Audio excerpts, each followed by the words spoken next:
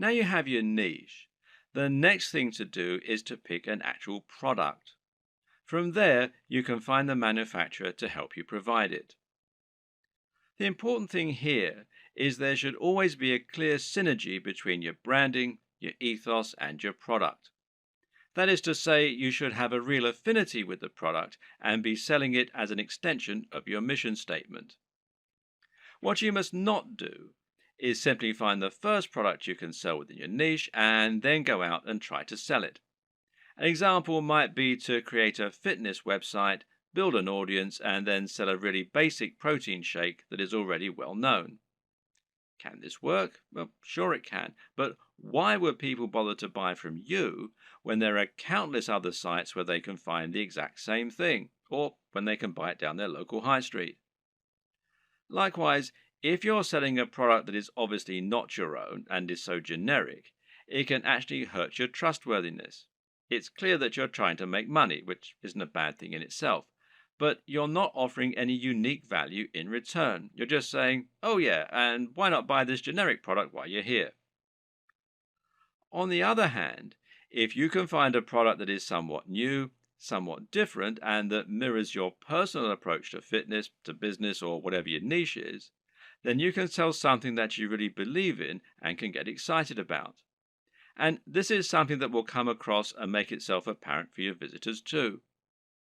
This is one reason why it can be so great to have a hand in helping design the product, as with a supplement, for example, where you get to choose the ingredients. Similarly, you can make money from selling a product that is a little lesser known and that you find particularly interesting and exciting. The best brands will be the ones that can grow with you. Find a company that's doing something new and exciting and express that you'd like to work with them. From there, you can then focus on growing and building your business. And this will help you to form a real relationship that's mutually beneficial and that your customers can appreciate too. Of course, there are many smaller considerations to keep in mind when selling your products. Should you sell a consumable or should you sell something that will last a long time? Should you sell a product that's very expensive or one that's very affordable? In the video on e-commerce and pricing, we'll discuss this in more detail, but suffice to say that it can make a lot of sense to sell multiple products in future, as that way you'll be able to benefit from multiple different types of business model and you'll be able to draw in a wider range of buyers. Having a range of prices means you can cater to people with all kinds of budgets and build some loyal customers who might increase their average spend with you over time. For example, a cheap consumable has the distinct advantage of being something that will keep your visitors coming back. If you sell a protein shake, for instance, then your buyers will probably want this about once every month. If you provide a reliable service and appealing prices, then this is an excellent way to get repeat business and to have a recurring income, which in turn will be highly convenient by letting you make more concrete plans for your budgeting, etc.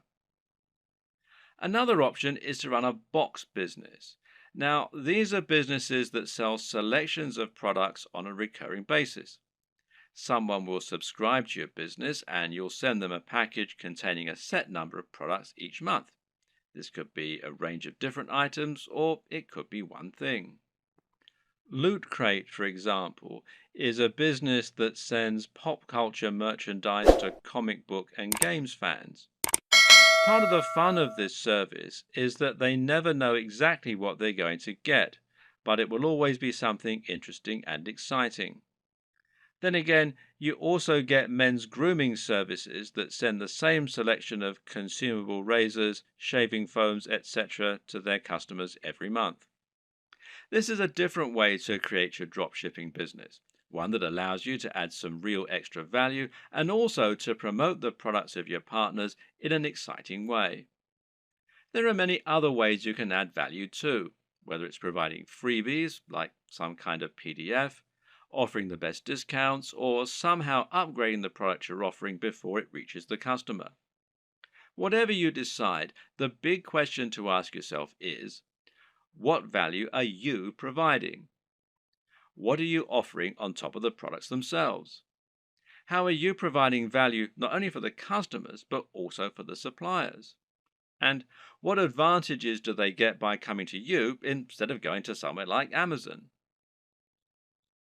Finally, of course, you need to ask yourself what types of products will sell well. And this is particularly important when you first start out and you perhaps only have one item to begin with. If you're going to begin your store with just one item, then it's highly important that this one item be something that will sell well and get your business off to the best start. And the best way to do this is to pick something that has a very clear function and which is easy to explain. Solve the problem that your visitors have. What do people in this niche need? And how can you solve that issue for them? If you can answer this, you should have no problem selling your first item as long as it's well made and as long as you're persuasive enough to make it sound amazing.